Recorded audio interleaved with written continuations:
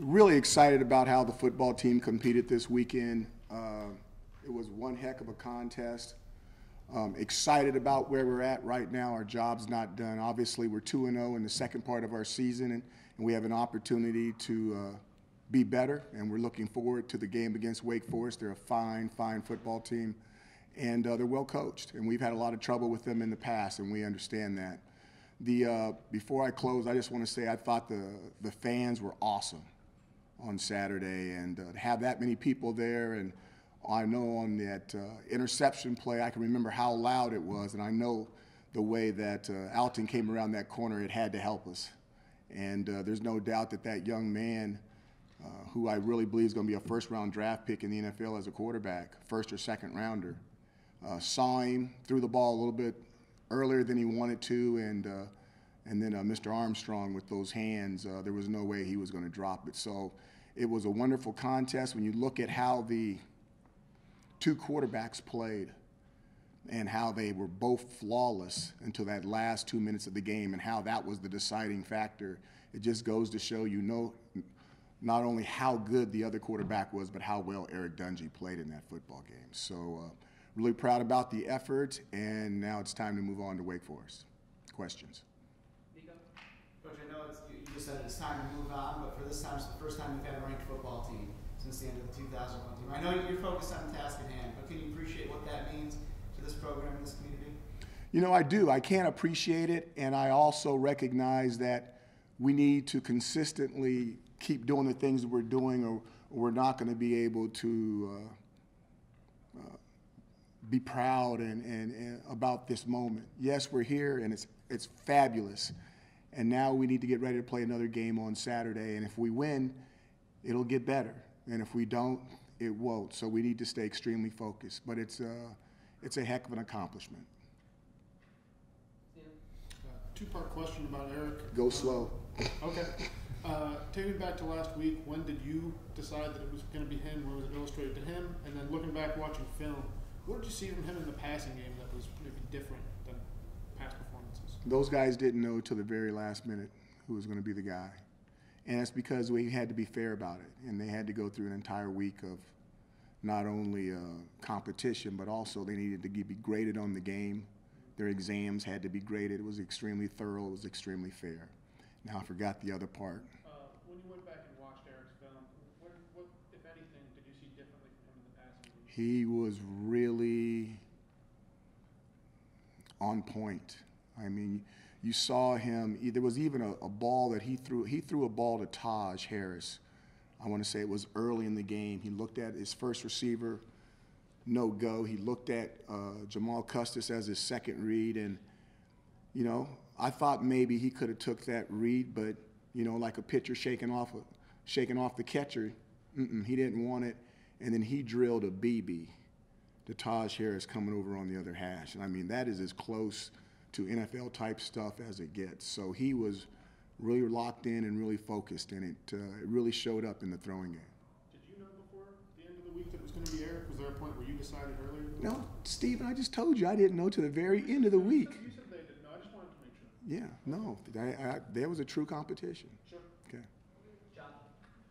Dino, looking at the receivers in your system, I was curious when you're recruiting and then when the freshmen first come in, how big of an emphasis stock blocking is. Obviously, with all the bubble screens and stuff, it just seems like they have more of a blocking responsibility than receivers and some other offenses.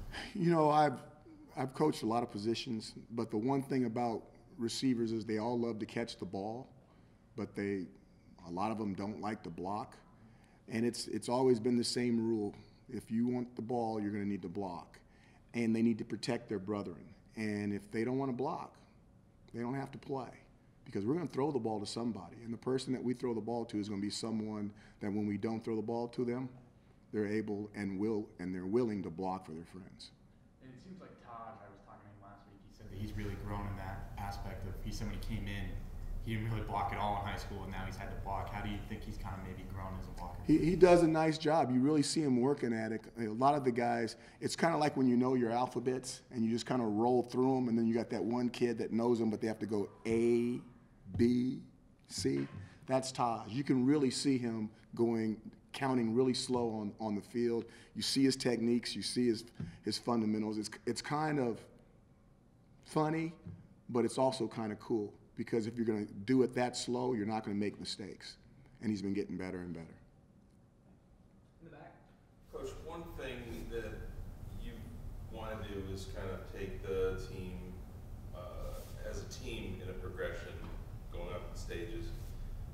Do you think that we've now reached a point in time when the perception nationally with the primetime game and just within the community has now taken another step up? You know, I'll say that question is half true and half false. I think that the national exposure of the game and how we played in the game, I think that there's no doubt that helped us maybe with the rankings that recently came out. I don't think that necessarily we're exactly where we're going to end up being or exactly where we need to be. There's room for improvement. The team understands that, the coaches understand that, and we need to be desperately seeking that improvement. And we'll start on that. We started on it yesterday, but we'll work on it again on the football field on Tuesday. And I don't think that anyone's settled. I don't think we're happy where we're at, and I really mean that. I think that there's guys still working to get the job done because there's still a lot of work to be done. It's kind of on that note as well. So many people excited, obviously, that you are bowl eligible for the first time in a few years here, but there's still 4 games to go. There's some really special things still on the table here. You know, how much more? I mean, every game you want to win, right? But how much more of a motivator and how exciting is that going forward? You know, it's a different time. You know, to be in here on Sunday and to for the underbelly to be clapping for the seniors for their leadership to get them here, for the seniors of this team to be able to say that, you know, they did something that you know, the great Zaire couldn't do. They did something that Amba couldn't do. They did something that McPherson couldn't do. You know, they found a way to bring the younger part of this football team together as a family and to accomplish a goal. Now, in the second half of the season, we still got more things that we can get done. There's no reason why we have to stop now. Our journey's not over. Dealing with some banged up cornerbacks, what can you kind of share on how those guys are doing? You know, we're going to try to get them all back. I can't promise you we will. I really can't. It's getting close to that, what is it, trick or treat month that always comes up to spook us. But we're trying to stay as healthy as we can, and we're going to have to see how it works out at the end of the week. Is Iffy the guy that's kind of most concerned? I'm really not sure. Okay. I'm really not sure. Time for 2 more questions. Nico? You kind of mentioned off the top of your opening statement, Wake Forest. They just got a nice win over the weekend. And it's always always tough on the road in the ACC. Challenges they present to you, and how do you approach this one? You know, you can't talk about them without talking about Coach Clausen. You know, obviously I followed him at Bowling Green in the MAC, and I saw how he builds football teams. I understand the discipline that it takes to play for him. He went to Wake Forest. He started that program over from nothing. Obviously, they went bowling last year, and they beat a very good Texas A&M team in the bowl, which was very, very impressive. And they've had some troubles this year, you know, losing the defensive coordinator and all that. But when you look at them, you look at that offense, it is explosive. It's wide open. It's very familiar. And we're going to have our hands full with it. And if you want to beat them, you've got to stop that offense. If you don't stop that offense, you're going to be in for a long day. Final question for Coach? Steve?